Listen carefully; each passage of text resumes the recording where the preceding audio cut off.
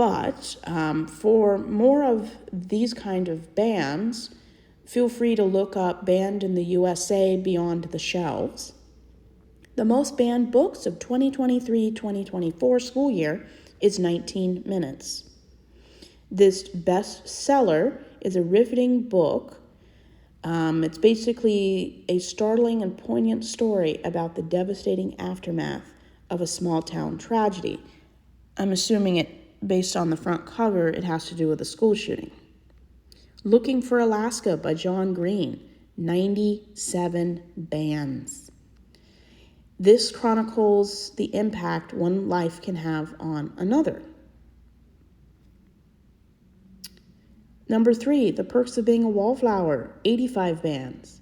It's a cult favorite coming-of-age story. If you've never seen the movie with Ezra Miller, Logan Lerman, Emma Watson, it's a very interesting book about, well, the main character, Charlie, I guess, from what I remember from the movie, is very antisocial but becomes popular in a group. And at the end of the book, he remembers several things about his childhood that explains his antisocial behavior. Very, very good book. Sold by Patricia McCormick, 85 bans. This is a best-selling National Book Award. Well, it definitely, that's an interesting award. Gives voice to a young girl robbed of her childhood. Number 5, 13 Reasons Why. I think we all know why this was banned. It had 76 bans. And there's a television show for those who aren't aware. Number 5, Ty, or known as the Crank series, 76 bans. It follows a girl who's a perfect daughter, a gifted junior high student. She meets a monster and begins a wild, ecstatic ride, which turns into a struggle through hell and her soul. Number 7, Identical by Ellen Hopkins, 74 bans. It's a book about twin sisters that struggle alone with impossible circumstances and face their own demons. Number 8, The Kite Runner, 73 bans. It's a heartbreaking story of the unlikely friendship between a wealthy boy and the son of a father's servant caught in a tragic sweep of history. I'm assuming it probably has a homosexual relationship in there somewhere, which is perfectly fine, but that probably is why it was banned. Number 9, The Handmaid's Tale, 67 bans. We don't really need to go into why this was banned. It's basically a mirror image of what's going on in the U.S. right now. It's basically about an authoritarian society where women aren't allowed to read, and through sexual violence, they're forced to carry the elite's children through surrogacy. If you haven't seen the Hulu series, get on that. It's very good. Number 10, Water for Elephants. I think they made a movie 10 years ago about this. 66 bans. With more than 10,000 copies in print, this best-selling novel was a basis of a movie and Broadway show. From what I remember seeing this film 10 years ago, I think there's some racism and some minority stereotypes in there. Number 10, Tricks by Ellen Hopkins. This person has a lot of banned books, don't they?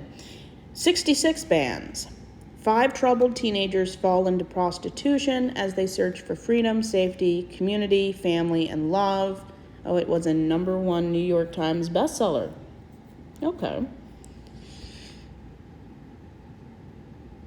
And if you want to look up different lists on what isn't in the top 10, but is definitely in the top 100, The Color Purple, The Bluest Eyes, A Court of Frost and Starlight, A Court of Wings and Ruin, A Court of Mist and Fury, Empire of Storms, A Court of Thorns and Roses.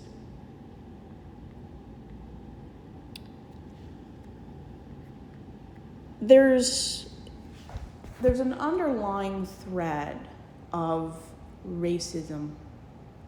Books containing racism are very high on the banned books list because concerned parents, usually of white descent, don't want to have that awkward conversation with their kids or have their kids exposed to the negative racism in American history that still exists in 2025. We wouldn't have the immigration or illegal immigration control right now if it wasn't for epic proportions of racism. Why Trump focuses and persecutes people that aren't of white descent is because of racism. Because people who aren't rich or have white heterosexual privilege is the focus of rampant racism. White supremacy, the second highest hate group that is responsible for 75% or 3 out of 4 mass shootings in America alone. Racism kills people. And if it doesn't kill you, it controls and holds your ability to have a happy, peaceful life. Racism causes people, on average, African American men, to make 25 cents less an hour than white men. Your race, your gender, your social, economic position basically decides how long you live, what quality of life you'll gain access to, what reproduction and health rights you'll get, your life expectancy, your mortality, education access. I mean, it all comes down to racism. The anti-abortion or pro-life groups use the term of life begins at conception to hide the reality. It's all about racism, because the people who suffer the most with anti-abortion bans are women of color. Conservatives now, they want to do away with no-fault divorce. Women of color, women of minorities will be most affected. You're most likely to die from not having an abortion if you're a woman of color. You're more likely to experience domestic violence if you're a woman of color. War affects the poor, the destitute. It's always about racism.